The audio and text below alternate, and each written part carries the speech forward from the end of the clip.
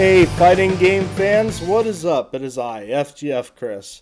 And today's topic is going to be a very interesting one. And we're going to be talking about the main characters that I use in each fighting game, spanning from the beginning, Street Fighter, to the end, which has yet to be decided.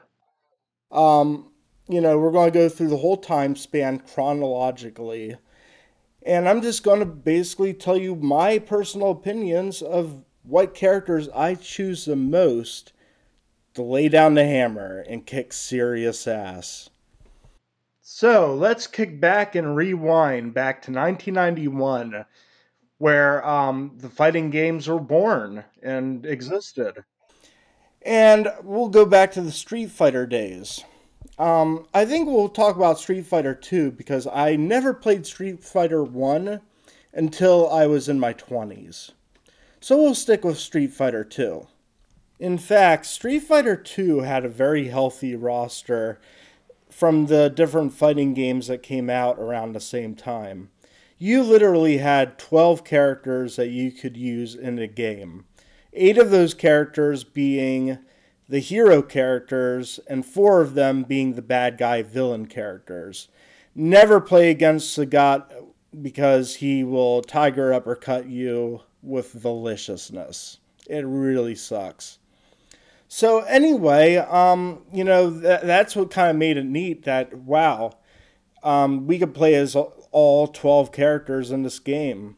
While, Fatal Fury only had 3 characters you could play as. And Art of Fighting 1, you could only play as Robert or Ryo. So Capcom really stepped up the games with option and customability in Street Fighter realm. Anyway, my brother and I used to sit on our asses all the time, and I'd always choose Ryu. I'd play as Ryu and sometimes Guile. And back then, people called Ryu because of, grammatic, problems. I don't know. But my brother always played as Ken and Sagat, and his uppercuts were just way too much for me. Total bogus shit. So let's get back on track a bit. There were other fighting games other than Street Fighter that crowned king of the fighting game universe. There were a few others that tried to take that crown down. Around the same time period of 1991, you had Samurai Showdown, Fatal Fury, and Art of Fighting. And those were all from SNK. A lot of the developers that worked on Street Fighter 2 went over to SNK's side to make their own variants of a fighting game. And in many cases succeeded, and in some not so much. But we'll get back to that later. Now, Fatal Fury 2 was what the original Street Fighter should have been. Fatal Fury 2 took a bunch of characters, interesting backgrounds, a 3D mechanic of sidestepping your opponent. They added a lot of cool features to it. And the 2 characters that in that game really stood out to me were Terry Bogard and Mai Shiranui. Ms. Big's Boobs, which in many cases I call Boobs McGee because it's funny, ha ha ha ha. And then Terry Bogard with the power knuckle and the power wave, burn knuckle, all that jazz. Good moves. And, Mai has pyrokinesis and burns up stuff. And is pretty appeasing on the eyes a little bit. She's good to look at. So since we're talking about Fatal Fury a little bit, there was a reboot of the game called the Real Bout Fatal Fury series. You have Real Bout 1, Real Bout Special, and Real Bout 2. And they didn't come around until kind of close to the mid-90s. Now, those games, I love using Kim Kafwan in those games. He really wrecks stuff up, is just a phenomenal character to use. He does this jumping butterfly kicks and, real authentic yet fictionized taekwondo, and it is just freaking glorious. I love it. Kim Kafwan for the win, totally. Then when you get to the Art of Fighting series, you don't really have too much go on. The main characters that ever made a splash into KOF from the Art of Fighting series was Ryo, Robert, King, Takuma, Mr. Karate, and EG was in a few games, as well as Kasumi. And that, I don't know, like, literally if you play a King of Fighters game, like, say, KOF 98, you'll find the roster has probably, like, 20 Fatal Fury characters and only, like, 4 or 5 Art of Fighting ones. Yeah, I have to do my homework and double check, but that's kind of how it is. With Art of Fighting, my mains would probably be, like, Carmen Cole was a cool character in Art of Fighting 3. Sinclair from Art of Fighting 3 was pretty decent, too, from what I remember. And you gotta love the classics like Ryo, Robert, and Yuri that were primarily in Art of Fighting 1 and 2. It makes me wonder if they're ever going to make a 4th game of that, but I sincerely doubt that they will. Well, anyway, let's take a break from the SNK Fatal Fury games a little bit. I'm sure we'll be coming back to the King of Fighters series since everyone wants to hear about that. Or at least I think you guys do. Yeah, so we got Art of Fighting, Fatal Fury, King of Fighters, all that to look forward to in the future. But there was some games that came out around the time that Street Fighter II made its mark. And one of those games is Mortal Kombat. Mortal Kombat is the most goriest game to ever grace the planet, and is rumored to give the rated M licensing to a video game. Pretty hardcore shit. There's a lot of blood, there's a lot of ripping out hearts, smashing heads, screaming someone's ears off and exploding their brain. It's lovely. It's good for all the kids. And so we'll talk about Mortal Kombat a little bit. In the early Mortal Kombat days, my mains had to be Sub-Zero and Katana. Sub-Zero I loved because I love freezing people and then uppercutting them in the air, and it pissed off people like, oh, you're being cheapy, you're being cheap, you're not focusing on combos at all. And I'm like, fuck you, I don't care anyway. So I kept doing my ice punch. Now with Katana, I love using her blades technique. Like, she has bladed fans, and it really reminds me of Mai Shiranui from the Art of Fighting Fatal Fury universe. Excuse me, I meant Fatal Fury. But yeah, I liked Katana's blade throwing. She could, like, teleport behind you and throw a blade at you, and I like that type of finesse in the character. Plus, one of her finishing moves is she, like, chops you up, like, vertically until you're like a blended pile of slop and death. It's really funny. One game I'm going to overlook is the Virtua Fighter series. To me personally, I cannot pick a favorite character to use in that series at all. I know it's an okay fighting game, and I know it's done pretty well in the fighting game world, but I just personally couldn't get into it, so I really have to drop out of that one. So let's talk about Tekken. Where Virtua Fighter failed to amuse me, Tekken really got my interest. And I was a fan of Tekken since like Tekken 2, Tekken 3. However, when they got it the most solidified, I wouldn't say until Tekken 3 and Tekken Tag, they really got their game having a certain place of desire in the fighting game realm. And so I'll talk about tag a little bit. Main characters I used to use a lot were Bout-san, the old karate guy, the old taekwondo guy, I should say, and Jun Kazama. And I really like the Kazama family. They're really awesome. And then there's a character that I love as a comic relief character and a cool-ass dude. He is a really cool dude, Li Chaolan. He is a really, really cool, suave-ass gentleman.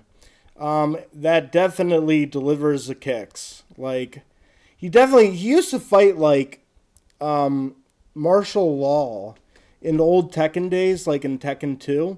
In fact, you could argue that they were clone sprites of each other, meaning that they did the same exact moves, but they just look a little bit differently while doing them. But I really like Lee's moves. They're super powered up, awesome. And Asuka Kazama in Tekken 5, when she debuted to that game, I'm like, oh my god, thank god they brought June back. Because, for those who don't know, June died. June died at the end of Tekken 3 and was not seen in Tekken 4. Tekken Tag, she made a cut. But it wasn't until Tekken 5 that her niece, Asuka Kazama, joined in and replaced June to 100% credibility. She really played exactly like June did. Asuka is awesome. And if you ever find yourself in Aikido, study it, because it is a really good, useful martial arts style. It's basically using one's inertia against each other. It's pretty damn handy. So let's fast forward to the year 2010. BlazBlue and Guilty Gear are really reigning supreme. They really launched some awesome intellectual properties by them and are good old anime style fighting games. And all the characters look sexy and beautiful, and it is just freaking great. I will say I have one main of each game. A main of BlazBlue Central Fiction, and I have a main of Guilty Gear Xrd Rev 2. So with BlazBlue, which is a chaotic, post-apocalyptic future where people use magic and shit to run their daily lives and to defeat this giant black beast that wants to consume the universe or some jazz like that. You know, typical anime story. There's this one character in BlazBlue who's an anti-villain, and she is totally my type of girl to be a anti-villain badass chick. Her name is Nine the Phantom, and she basically uses magical powers to fight all enemies. And she could cook up an array of different varieties of techniques she could use to fight against a person. And it is really, really, really hardcore shit. And she's really sexy. She has a big wizard hat. And, yeah, Nine the Phantom. Yes, she's a MILF you want to stay away from. Oh, man. Whew. Anyway, we're going to talk about Guilty Gear Xrd Revelator 2, I believe it's called now. They have a lot of weird-ass names for their companies. And it is developed by Arc System Works, also developed by the same company that did BlazBlue, Arc System Works. Now, when I played Guilty Gear, and this is not just with the most modern rendition of it, when I played Guilty Gear XX for the PS2 at the time, I loved using Slayer. Slayer was my go-to guy. I put Slayer on and I wreck shit up. You know, he's a vampire that uses like karate style moves and jump kicks and is a very laid back dude with tons of charisma for a character. Now I know that charisma is not really that important in a fighting game, but this guy pulls it off. This guy is like, hey, he masters the hell out of that jack. Hands down. Then we're going to be talking about Dead or Alive, a game that came out by Tecmo back in the many moons. They were around since the mid to late 90s, early 2000s, and they still make games. I have to say Kasumi is cute. I use, male character I use a lot of is Hayate. I like his ninja / karate style. It's pretty refreshing. But yeah, I love using... Kasumi is definitely hot. Oh my god. She's the sexy, skimpily dressed ninja chick that everyone adores. In fact, there's some rumor that Kasumi was based off of Mai Shiranui from the Fatal Fury series. More you know, knowledge is power. And also in 2016, I believe, Mai Shiranui became a playable character in the latest Dead or Alive game, Dead or Alive 5, final round, which is pretty damn cool. Hayate's got the punches and kicks, and Kasumi, she's got the legs that go on for miles. Okay, since we're on the topic of 3D now, let's talk about Soul Calibur. Oh man, my mains, I have 3 mains I use in that game. Taki, Sungmina, and Mitsurugi. Mitsurugi plays so much like Halmaru from the Samurai Showdown games. We'll get to that in a bit. But Taki fights like a ninja, like not Mai Shiranui, but a lot more serious than Mai Shiranui. And then you have Sungmina, who was the first pull user in a 3D weapon-based fighting game. Sungmina had her pull, her staff, before Keelik ever got that. And those 3 I just really adore using, especially in the older Soul Caliburs, like 1 and 2, because I'm an old head like that.